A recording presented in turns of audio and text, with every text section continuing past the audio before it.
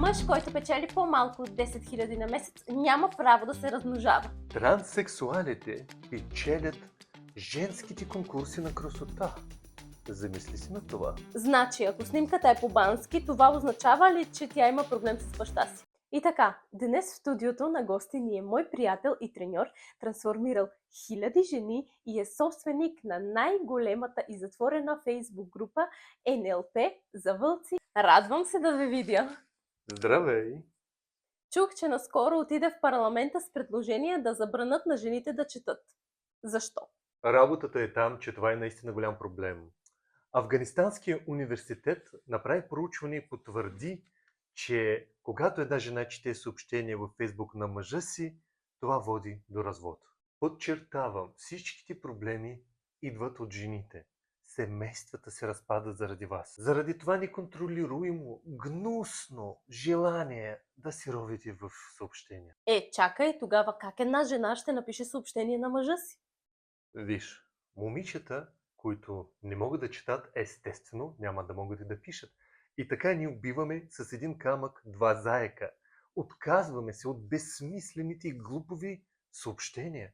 Например, не ми обръщаш внимание, не ми подаряваш подаръци. Какво има предвид тя с това? Глупости, пълен абсурд.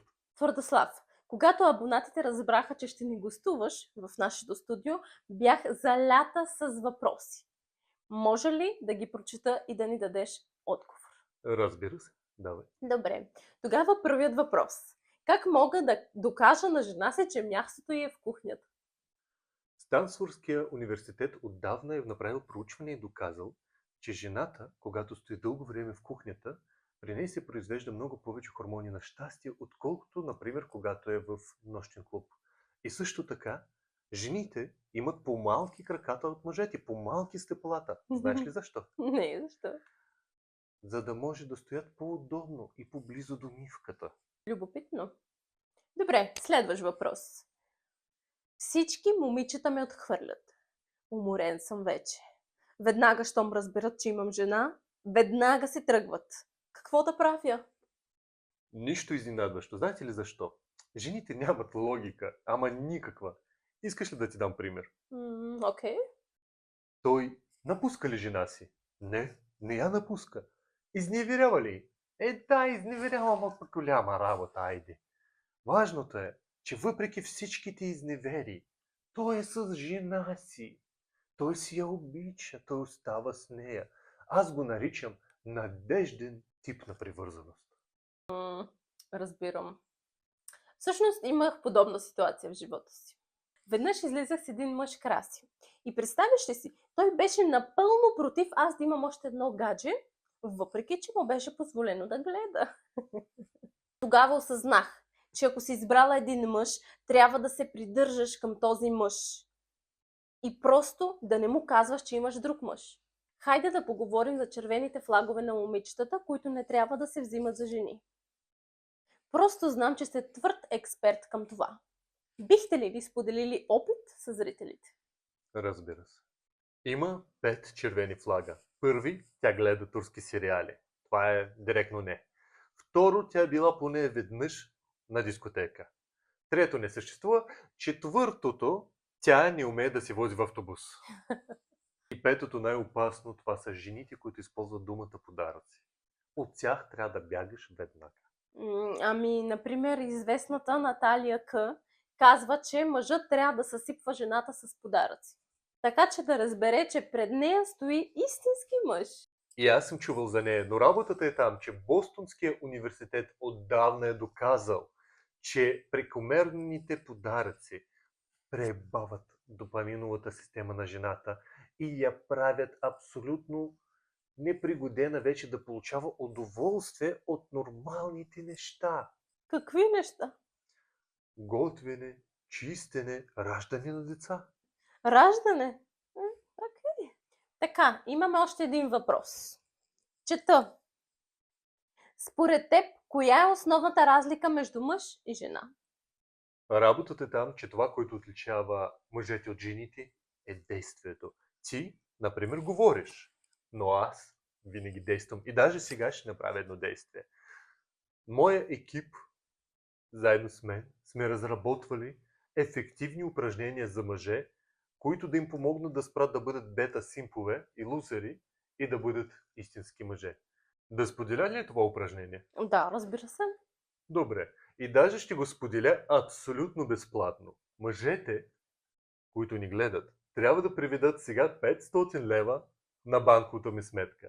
Какъв е трика? Сега ще обясня. Работата е там, че колкото повече пари ми превеждат на мен, толкова по-малко пари даряват на жените за всякакви глупости. Действия. Само действия. Аз не го правя за пари. Да, разбира се. Имаш ли нещо против да дадем възможност на нашите зрители да покажат, че не са симпове, като публикуваме твоята сметка сега? Разбира се, трябва да я споделим. Мъже, изпращайте парите! Доказвайте, че сте мъже! Действайте! Твърдослав, имам подготвено блиц въпроси, които не е задължително да давате кратък отговор. Ясни ли са правилата?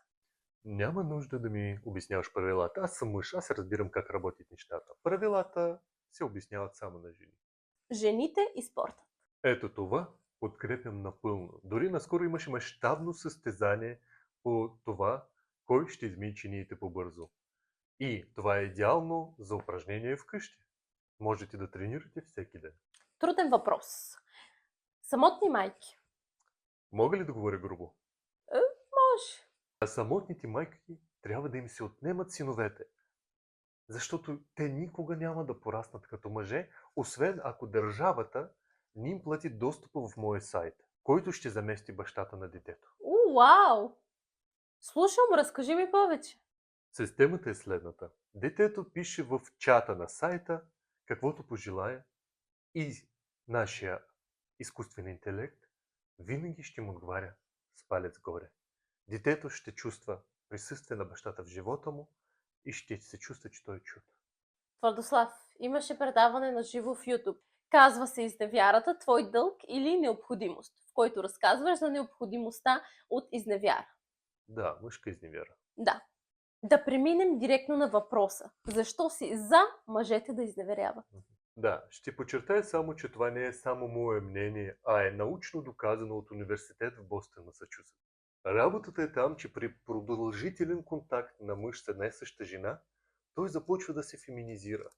Тестостерона му пада и той започва да прави женските неща, да гледа рилсчета, турски сериали, маски за лице, да се стриже ногти, тя гадости. Наричам го синдромът на единствената жена. Истинският мъж се нуждае от разтърсване на неговата система, за да бъде ловец, да се поддържа добър хормонален фон. Не го правим за забавление, а като хормонална хигиена. Вау, това е толкова сериозно. Точно така. Твърдослав, много ти благодаря, че повдигна точно тези мъжки проблеми днес.